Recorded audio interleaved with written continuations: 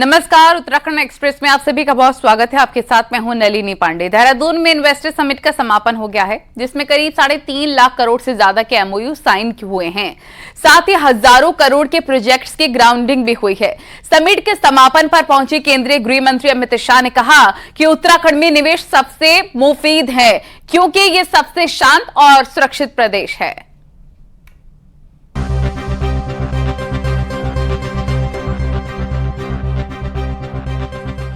उत्तराखंड की global investor summit के पहले दिन पीएम मोदी शामिल हुए, तो दूसरे और आखिरी दिन केंद्रीय गृह मंत्री अमित शाह मौजूद रहे।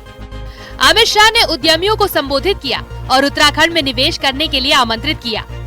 अमित शाह ने कहा कि उत्तराखंड देवभूमि भी है और भ्रष्टाचार मुक्त शासन भी है, जो कि इन्वेस्टमेंट के लिए सबसे जरूरी है। पूरे भारत में सबसे शांत और सुरक्षित राज्य अगर कोई है तो हमारी देवभूमि है, हमारा उत्तराखंड है। इसकी कानून और व्यवस्था पूरे देश में सबसे कम अपराध दर वाले राज्यों में से एक राज्य उत्तराखंड है और यहां पर औद्योगिक संघर्ष जीरो है। औद्योगिक संघर्ष के कारण, हड़ताल के कारण कम से कम मानव दिन की क्षति जहां पर हो, ऐसा राज्य उत्तराखंड है। और इसके साथ साथ 30 पॉलिसी के तहत ये पॉलिसी ड्रिवन स्टेट भी बन चुका है। और मैंने जैसे पहले कहा, पारदर्शिता अब उत्तराखंड का स्वभाव बनी है। आपको कभी भी भ्रष्टाचार का शिकार नहीं होना पड़ेगा। अमित शाह ने कहा कि उत्तराखंड में लगातार निवेश बढ़ रहा है और आगे चलकर पहाड़ी राज्य देश के अग्रणी राज्यों में शामिल होगा। उन्होंने कहा कि निवेश टारगेट से कहीं ज्यादा हो चुका है। पहले उत्तराखंड आया तब श्री धामी ने मुझे समझाई, तब मेरे मन में भी एक हल्का सा डाउट था, मगर धामी जी बड़े उत्साह से समझा रहे थे, मैं कुछ बोला नहीं। मैंने बोला क्या लक्ष्य रखा है धामी जी आपने? तो उन्होंने कहा 2 लाख करोड़ का। परंतु आज 3.5 लाख करोड़ के एमओयू समाप्त हो चुके हैं। मैं धामी जी के नेतृत्व में समग्र उत्तराखंड के प्रशासन को बहुत बहुत शुभकामनाएं देना चाहता हूं और बधाई देना चाहता हूं। सीएम धामी ने निवेशकों को भरोसा दिलाया कि उत्तराखंड में निवेश के लिए बेहतर माहौल है और डेस्टिनेशन उत्तराखंड आपके स्वागत के लिए तैयार है। मैं उत्तराखंड में निवेश करने वाले सभी निवेशकों का भी धन्यवाद देता हूं, जिन्होंने उत्तराखंड और उत्तराखंड के लोगों पर अपना विश्वास जताया है। हमारी सरकार आपके इस विश्वास को कभी टूटने नहीं देगी। इसके लिए हम वचनबद्ध हैं और संकल्पबद्ध हैं कि आप उत्तराखंड में निवेश करेंगे तो आपको संपूर्ण तरीके से सभी समस्याओं से दूर रखने का हम संपूर्ण प्रयास करेंगे। सीएम धामी ने पीएम मोदी को भी धन्यवाद दिया और कहा कि वेड इन इंडिया मूवमेंट को लीड करने के लिए उत्तराखंड तैयार है। उन्होंने इस मंच से एक बात और कही थी कि सभी भारतीयों को उत्तराखंड में डेस्टिनेशन वेडिंग, उन्होंने कहा कि ये तो शादियां विवाह आसमान में तय होते हैं, लोग आज विदेशों में जा रहे हैं। मैं सबसे कहूंगा कि जो देवभूमि है, जो भगवान की भूमि है, उस भूमि में अपनी वेडिंग करें, अपनी परिवार की शादियां करें।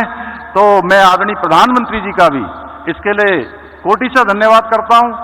आदरणीय प्रधानमंत्री जी और गृह मंत्री जी ने जो हम पर विश्वास व्यक्त किया है, उस पर हम पूर्ण रूप से खरा उतरने का प्रयास करेंगे। उत्तराखंड का ग्लोबल इन्वेस्टर समिट काफी सफल माना जा रहा है, जिसमें बड़े बड़े उद्योगपति शामिल हुए और उत्तराखंड में अपने अपने प्रोजेक्ट्स के लिए हामी भरी। देहरादून से न्यूज़ 18 के लिए सुनील नौप्रभात की रिपोर्ट। देहरादून में इन्वेस्टर समिट के आखिरी दिन फॉरेस्ट एंड एलाइड सेक्टर पर सेशन हुआ, जिसमें रिन्यू कंपनी के साथ 1000 करोड़ का एमओयू साइन किया गया और कार्बन फाइनेंसिंग को लेकर हुआ एमओयू किया गया। साथ ही eco tourism, herbal farming, aromatic farming पर भी बातचीत हुई। समिट के आखिरी दिन टूरिज्म एंड सिविल एविएशन पर भी सेशन हुआ। इस सेशन में मंत्री सतपाल महाराज और सेक्रेटरी टूरिज्म मौजूद रहे। रोड शो में टूरिज्म सेक्टर में हुए हैं 40,000 करोड़ के MOU. Amidst enchanting waterfalls, meandering rivers and shadowy Dehradun global investor summit पे पहुंचे गृह मंत्री अमित शाह ने खुलकर सीएम धामी की तारीफ की है। उनके काम करने के तरीके की तारीफ की। उन्होंने यहां तक कहा कि उत्तराखंड में सबसे ज्यादा विकास ही धामी सरकार में हुआ है।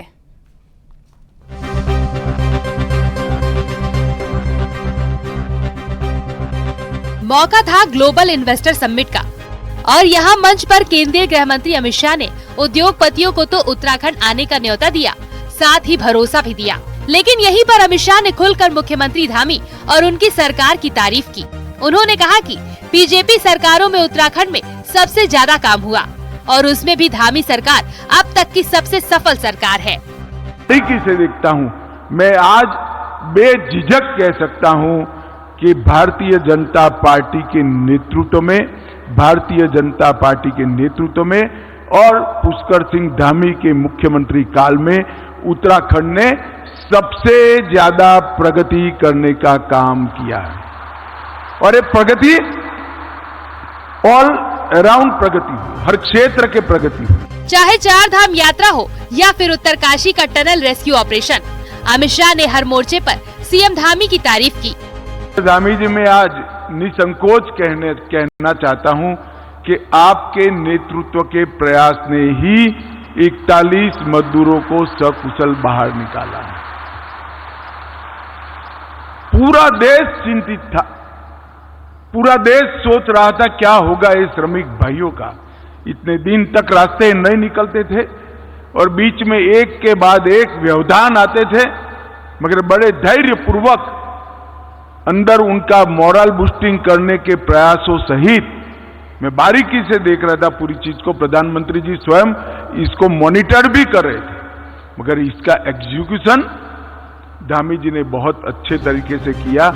सीएम पुष्कर सिंह धामी ने भी केंद्र से मिलने वाले सहयोग और मदद के लिए आभार जताया और कहा कि पीएम मोदी और गृह मंत्री अमित शाह ने हमेशा उत्तराखंड का साथ दिया और आगे भी देते रहेंगे। हमारे 41 श्रमिक भाइयों को सकुशल बाहर निकालने में जहां हमको आदरणीय प्रधानमंत्री जी ने सभी प्रकार से, यानी कि देश के अंदर जितनी भी टेक्नोलॉजी थी, देश के अंदर जितनी मशीनरी थी, हमको पूरे देश से यहाँ पर सिलक्यारा में उत्तरकाशी में उपलब्ध करवाई।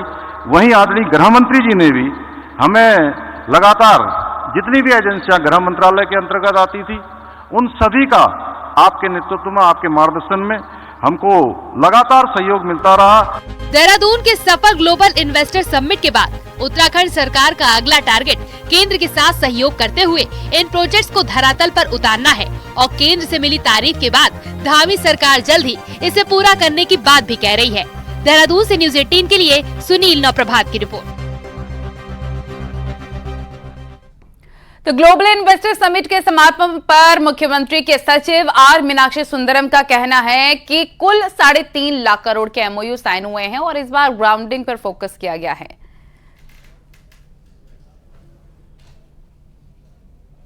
समिट रहा, लंबी आप लोगों की इसमें कवायद रही, क्या कुछ टारगेट अचीव हुआ? क्या 2.5 लाख करोड़ का एमओयू का टारगेट हमने अपने लिए फिक्स किया हुआ था। अब हम कंफर्टेबली उससे ऊपर हासिल कर चुके हैं।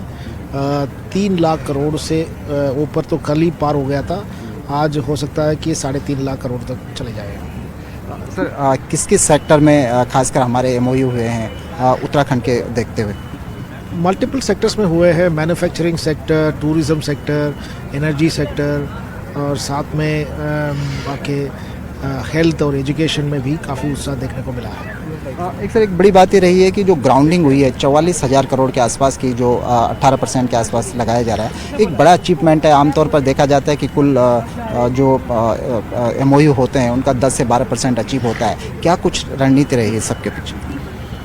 हम लोगों ने बहुत अर्ली स्टार्ट कर लिया था, क्योंकि नॉर्मली ये प्रैक्टिस होता है कि जो रोड शोज़ होते हैं, रोड शोज़ में केवल सरकार के पॉलिसीज़ के बारे में एक्सप्लेन किया जाता है। जो एमओयू साइनिंग होता है वो फाइनल इवेंट के दिन में होता है। फाइनल इवेंट के दिन में साइनिंग ही होगा तो फिर उसके ग्राउंडिंग का टाइम नहीं मिलता। इस बार हमने कट एंड रेसर से ही लेकर के एमओयू साइन करना शुरू कर दिया था, ताकि कुछ एमओयूज़ को हमें ग्राउंड पर उतारने के लिए 3-4 महीने का वक्त मिला। है। आगे जो भी MOU जिस से भी इन्वेस्टर के साथ साइन हुए हैं उसके लिए बाकायदा एक उद्योग मित्र भी रखा गया है ताकि वो सरकार और इन्वेस्टर के बीच लगातार कम्युनिकेशन बना सके और जो कमिटमेंट हुआ है उसको धरातल पर उतारा जा सके। कैमरा पर्सन राकेश रावत के साथ सुनील नौप्रभात, न्यूज़ 18 देहरादून। केंद्रीय गृह मंत्री अमित शाह असम ऋषिकेश के परमार्थ निकेतन भी पहुंचे, जहां उन्होंने गंगा आरती में भी हिस्सा लिया और विधि विधान से गंगा अकेडमी यानी कि IMA में आज पासिंग आउट परेड सेरेमनी हुई और इसी के साथ 343 कैडेट सेना में अफसर बन गए।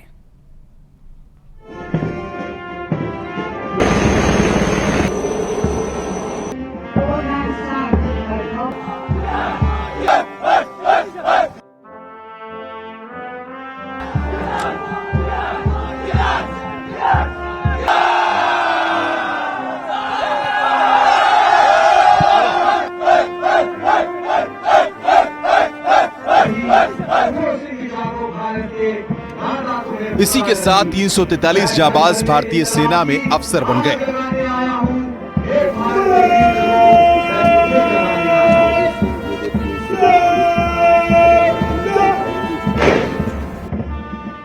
देहरादून की इंडियन मिलिट्री एकेडमी में पासिंग आउट परेड का समारोह हुआ। अफसर बनने की खुशी क्या होती है वो इनके चेहरे पर साफ चमक रही थी।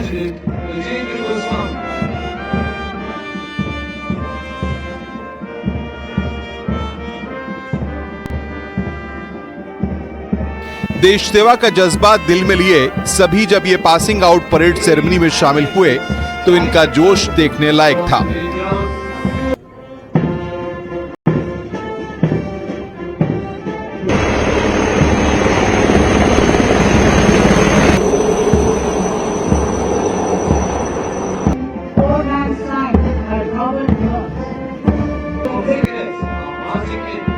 सभी कैडेट्स के अभिभावक भी इस ऐतिहासिक पल के गवाह बनने के लिए भारतीय सैन्य एकेडमी में मौजूद रहे। सभी के लिए एक गर्व से भर देने वाला पल रहा। 343 युवा अफसर देश सेवा के लिए सेना की मुख्य धारा में जुड़ गए। इनके अलावा मित्र राष्ट्रों के 29 कैडेट्स भी पास आउट हुए। पासिंग आउट परेड की सलामी इस बार श्रीलंका के CDS जनरल डॉक्टर शिवेंद्र सिल्वा ने ली। परेड के दौरान देश के भावी अफसरों ने कदम से कदम मिलाए तो उनके देश के लिए जुनून और समर्पण का भाव भी झलक गया।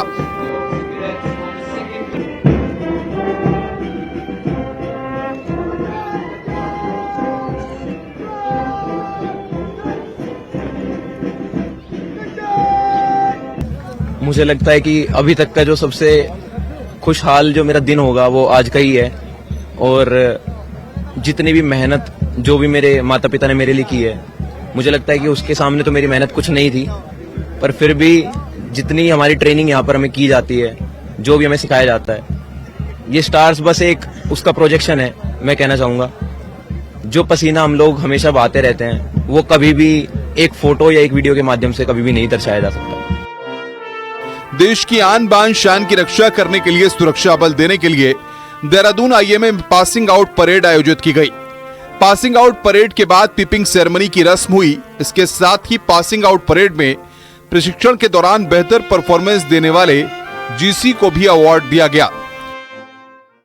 कितनी खुशी अब बेटे को अब टेक करने से भी आप? बहुत खुशी हो रही है। मैंने भी एयरफोर्स में 20 साल सर्विस की है, लेकिन मैं जो नहीं कर पाया वो बेटे ने करके दिखाया। बेटा एक कदम ऊपर बढ़ गया। जी बिल्कुल, बहुत खुशी हो रही है। कितनी मेहनत रही बेटे? बहुत ज्यादा। शुरू से ही, बचपन से ही इसका सपना था और इसने कुछ दूसरा सोचा ही नहीं। युद्ध स्मारक पर कैडेट्स ने अधिकारियों के रूप में नियुक्त होने से पहले भारतीय सेना की विरासत को कायम रखने और देश का झंडा हमेशा बुलंद रखने का संकल्प लिया। IMA की स्थापना के बाद से अब तक यहां से 65,234 कैडेट्स पास आउट हो चुके हैं। इस बार भी उत्तर प्रदेश सबसे ज्यादा कैडेट्स देने वाला राज्य बना है। उत्तर प्रदेश के 68 कैडेट्स पास आउट होकर अफसर बने, जबकि उत्तराखंड दूसरे नंबर पर रहा। यहां से 42 कैडेट अफसर बने हैं। राजस्थान के 34, महाराष्ट्र के 28, बिहार के 27, हरियाणा के 22, पंजाब के 20, हिमाचल प्रदेश के 14, कर्नाटक के 11, जम्मू कश्मीर के 10 कैडेट्स ने कमीशन लिया। कैडेट्स 3 सालों के बुनियादी मिलिट्री ट्रेनिंग को पूरा करने के बाद कमीशन पाते हैं। Bureau report, news 18। बीजेपी के सीनियर नेता मोहन सिंह रावत गांव वासी का कल निधन हुआ था, जिसके बाद आज उनका पार्थिव शरीर देहरादून में बीजेपी ऑफिस लाया गया। पार्टी मुख्यालय में मुख्यमंत्री पुष्कर सिंह धामी ने उन्हें भावभीनी श्रद्धांजलि अर्पित की। इस मौके पर बीजेपी प्रदेश अध्यक्ष महेंद्र भट्ट, पूर्व सीएम त्रिवेंद्र सिंह रावत, तीरथ सिंह रावत के साथ कई अन्य नेताओं ने श्रद्धांजलि दी। सीएम धामी ने इसे पार्टी के लिए अपूरणीय क्षति बताया है।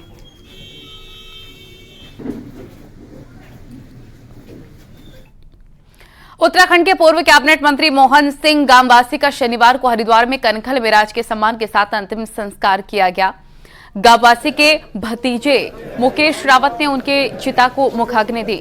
इस दौरान हरिद्वार विधायक मदन कौशिक, रानीपुर विधायक आदेश चौहान और डोईवाला विधायक ब्रिजभूषण गौरेला समेत पुलिस और प्रशासन के तमाम आला अधिकारी मौजूद रहे। और उत्तर प्रदेश से समय से लेकर उत्तराखंड के अंदर भारतीय जनता पार्टी के स्तंभ के रूप में वो रहे हैं। हमारे मंत्री भी रहे हैं, विधायक भी रहे हैं। तो आज वो हमारे बीच से चले गए असमय ही। तो राज्य के निर्माण में मोहन सिंह गांववासी जी का बहुत बड़ा योगदान रहा है। राजनीति में उनके लिए राजनीति कोई व्यवसाय नहीं थी। हरिद्वार के संत चाहते हैं कि इस बार कोई संत हरिद्वार से सांसद चुना जाए, पर क्या संतों की ये मांग स्वीकार और साकार हो पाएगी? कांग्रेस का कहना है कि हिंदुत्व की बात करने वाली बीजेपी और संघ का ये सपना पूरा नहीं होने वाला।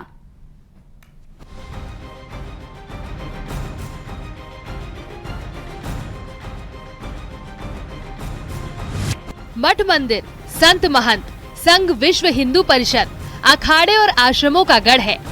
हिंदुत्व और राष्ट्रवाद के एजेंडे को आगे बढ़ाने वाला धार्मिक और आध्यात्मिक शहर है हरिद्वार। इसी हरिद्वार के संत इस बार लोकसभा चुनाव में इस सीट से किसी संत को उम्मीदवार चाहते हैं, ताकि यूपी में योगी तो राजस्थान में बाबा बालकनाथ की तरह कोई संत हिंदुत्व के गढ़ हरिद्वार से देश की संसद में दस्तक दे। बीजेपी क्या ऐसा करेगी ये तो वक्त बताएगा, लेकिन कांग्रेस ने बीजेपी और संघ और संतों के इस प्लान को सिरे से नकार दिया है। कांग्रेस के राष्ट्रीय सचिव और मंगलौर सीट से विधायक रहे काजी निजामुद्दीन के मुताबिक धर्म की सियासत की बात करने वाले जान लें कि बद्रीनाथ और नागपुर में विधायक कांग्रेस के हैं और हरिद्वार में भी 5 साल से मेयर कांग्रेस का है। इसीलिए ये प्लान कामयाब नहीं होने वाला। 4 धाम में से एक धाम है, बद्रीनाथ के एमएलए कांग्रेस के हैं। आप हरिद्वार में मेयर कांग्रेस का है। संतों की मांग पर कांग्रेस नेता ने बीजेपी के सामने सवाल खड़ा किया, तो बीजेपी ने बद्रीनाथ, नागपुर और हरिद्वार में आज का हाल जानने की सलाह दे डाली। वहीं बीजेपी प्रदेश अध्यक्ष ने कहा कि उम्मीदवार कौन होगा ये तो पार्टी तय करेगी, पर पार्टी का हर कार्यकर्ता संत के रोल में ही होता है। देखिए, धार्मिक स्थलों पर संतों की अपनी मांग का एक पक्ष हो सकता है और भारतीय जनता पार्टी में राजनीतिक कार्यकर्ता जो भी रहता है वो संत की भूमिका में ही रहता है और पार्टी का नेतृत्व तय करता है। जिसको भी टिकट देंगे पार्टी उसको चुनाव लड़ाएगी। जहाँ तक धार्मिक स्थलों का विषय है तो भारतीय जनता पार्टी धार्मिक स्थलों के विकास के लिए कटिबद्ध है और भविष्य के अंदर इन सब चीजों को। यूपी से सटे हरिद्वार में दलित और मुस्लिम वोटर बड़ी संख्या में है, तो 2022 के विधानसभा चुनाव में कांग्रेस के 5 और बीएसपी के 2 विधायक जीते। यही वजह है कि बीजेपी के लिए कमजोर मानी जा रही हरिद्वार सीट पर संत नया प्रयोग चाहते हैं, ताकि बद्रीनाथ, हरिद्वार, नगर निगम और नागपुर में हार के सवाल का सही जवाब हरिद्वार से दिया जा सके। दीपांकर भट्ट, न्यूज़ 18, देहरादून। हल्द्वानी के मोटा हल्दू इलाके में शनिवार सुबह एक बड़ा हादसा होते होते टल गया। यहां पर प्राइवेट स्कूल की एक चलती बस में अचानक से आग लग गई। जिस समय स्कूल बस में आग लगी उस समय बस में 35 बच्चे सवार थे।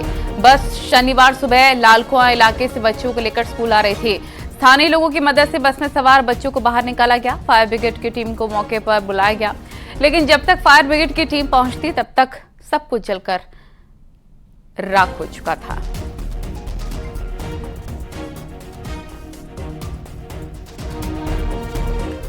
और देहरादून से खबर, यहां पर रिलायंस जियो ने एक स्थानीय केबल कंपनी के खिलाफ केस दर्ज करा है। जियो ने ऑप्टिकल फाइबर केबल को काटने का आरोप लगाया है। जियो ने पुलिस से कार्रवाई की मांग की। जियो के मुताबिक उन्होंने यूपीसीएल से जरूरी इजाजत के बाद पोल टू पोल केबल लगाई थी, जबकि कुछ अवैध लोगों ने भी केबल लगाई है जिन्हें हटाया जा रहा है। अब इसी मुहिम का फायदा उठाकर लोकल केबल ऑपरेटर्स ने गैर कानूनी तरीके से जियो की केबल काटी है। जियो को इससे 70 लाख का नुकसान हुआ है। अब कार्रवाई की मांग की गई।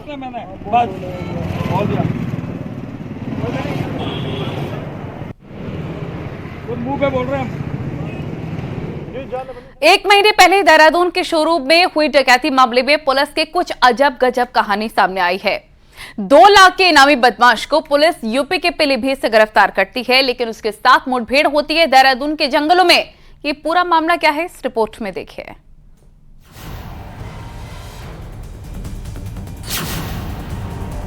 बीते 9 नवंबर को केंद्रीय गृह मंत्री अमित शाह देहरादून में थे। ठीक उसी दिन देहरादून के एक बड़े शोरूम में 14 करोड़ रुपए की डकैती होती है। और तो और उसी दिन राष्ट्रपति द्रौपदी मुर्मू भी देहरादून में मौजूद ही थी।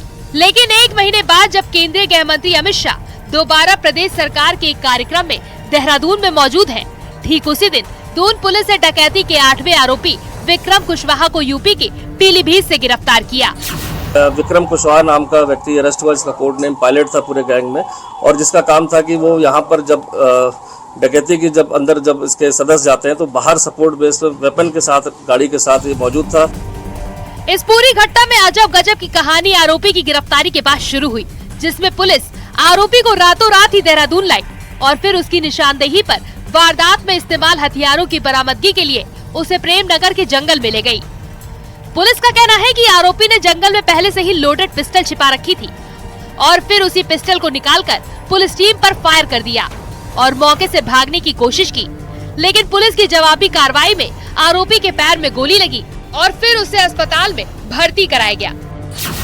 टीम बनी थी, इसमें देर रात्रि वो जंगल में वहाँ कॉम्बिंग सर्चिंग में गई, लेकिन अभी तो इतने शातिर है कि उसके द्वारा उसे पता था कि उसने लोडेड वेपन छुपा रखा है, तो उसने पहले अलग अलग स्थान दिखाए और टॉर्च की रोशनी में जब उस स्थानों को सर्च करा गया झाड़ियों को, तो उसने पास की झाड़ी में ही उस वेपन को जो छुपाया था लोडेड, वहां से निकालकर पुलिस पार्टी पर फायर किया। लेकिन पुलिस पार्टी के फायर करने के उपरांत तत्काल रिएक्शन में उससे कि कहीं और कोई फायर न कर पाए, भागे नहीं अंधेरे का फायदा उठाकर, तो उसके पैर में एक गोली लगी जिसको अस्पताल में एडमिट किया।